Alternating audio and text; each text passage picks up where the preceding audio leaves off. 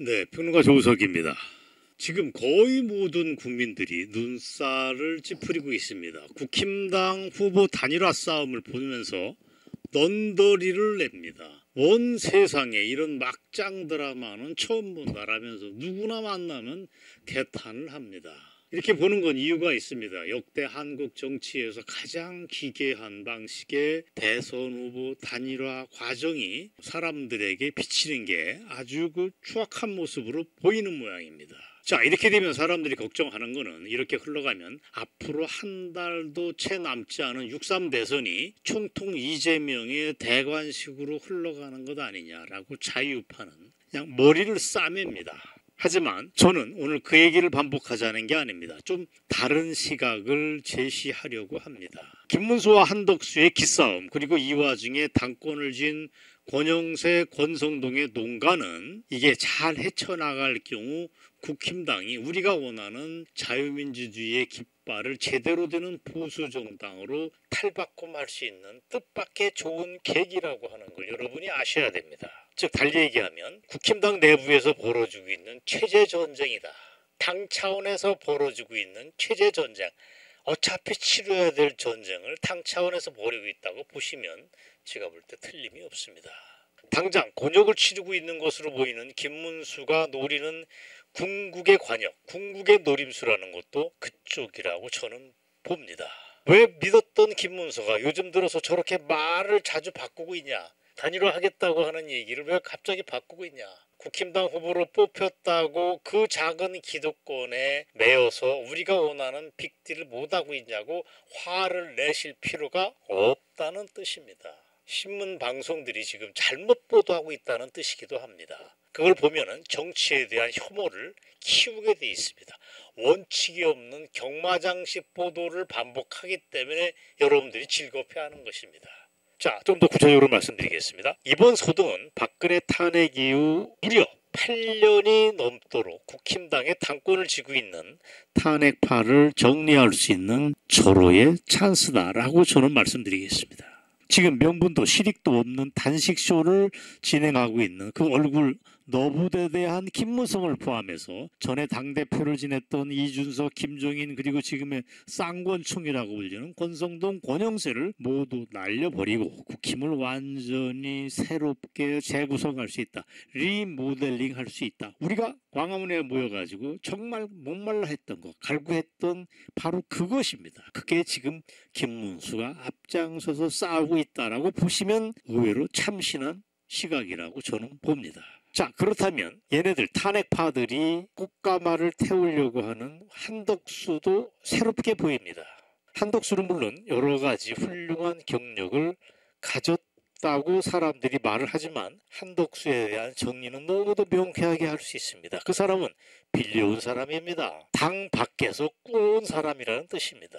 자, 여러분, 지난 3년 전, 4년 전 대선 때 우리는 어쩔 수 없어서 사람을 꾸어와서 대선을 치렀습니다.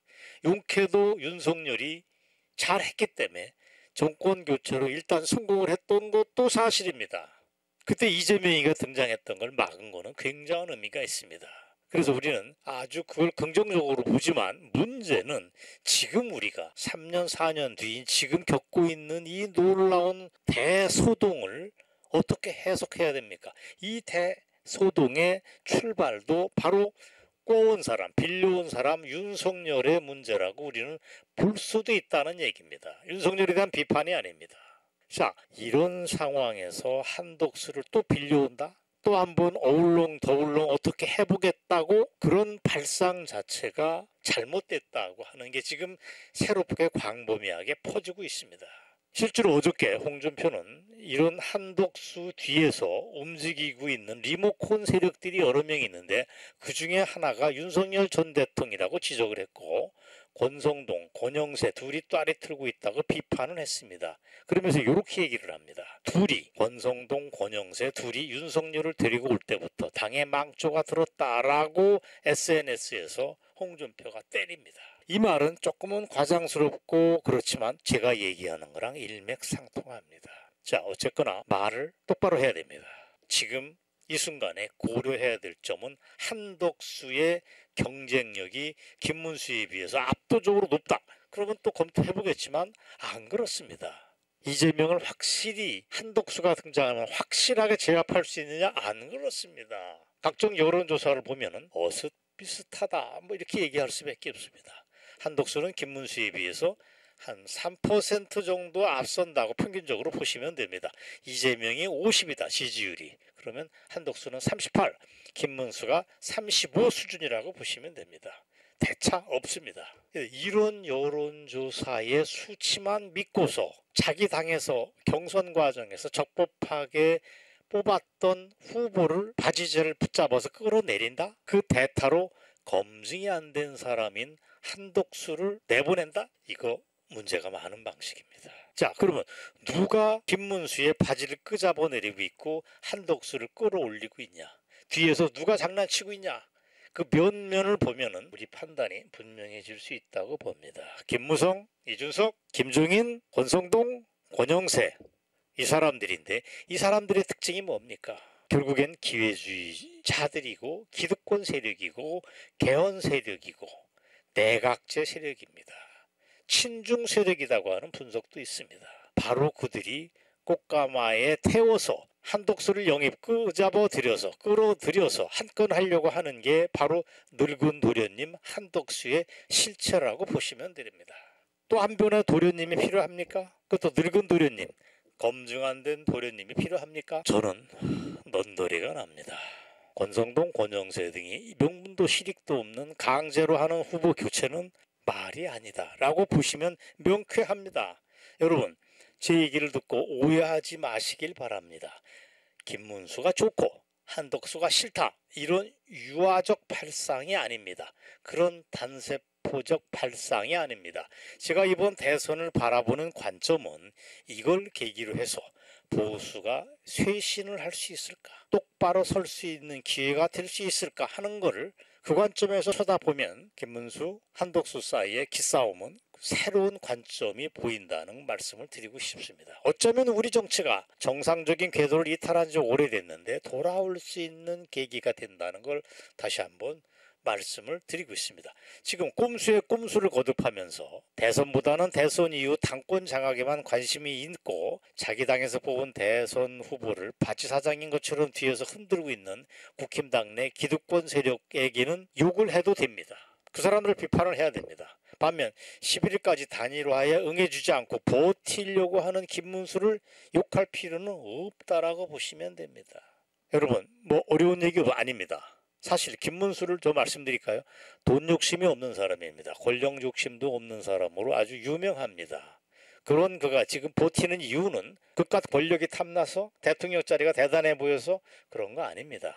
김문수가 한덕수에게 양보하거나 단일화에 응해줄 이유가 없는데 응해줄 수 있는 거는 이거는 선이 아닙니다. 윤리적인 선이 아닙니다. 정치는 윤리적인 선을 실천하는 그런 자리가 아닙니다. 그렇게 해서도 안 됩니다. 그건 명분도 있으며 국힘당 내에서 헤게모니도 김문수가 쥐고 있어서 그렇다는 차원도 아닙니다. 김문수는 지금 명분 있는 싸움, 의로운 싸움을 하고 있다고 보시면 됩니다. 당권파들이 김문수를 주저앉히기 위해서 별의별 회의와 협박을 하고 있지만 이걸 이겨내고 국힘당을 새롭게 장악하는 게 우리가 원하는 그림이라고 보면 이 싸움이 굉장히 새롭고 흥미롭게 보이고 우리가 용기가 납니다. 정치 혐오감을 키울 필요가 없습니다. 물론 이 과정에서 앞으로 보름 사이에 놀라운 일들이 벌어질 수 있습니다. 막장 드라마의 진수를 보실 것입니다. 예를 들어서 당권파들이 한덕수의 무소속 후보 등록 이후에 단일화는 받아들일 수 없다고 하니까 무리하게 전국위원회 아니면 전당대회를 열어서 당규를 개정하고 김문수의 대선 후보를 박탈해버리는 놀라운 드라마가 펼쳐질 수 있습니다.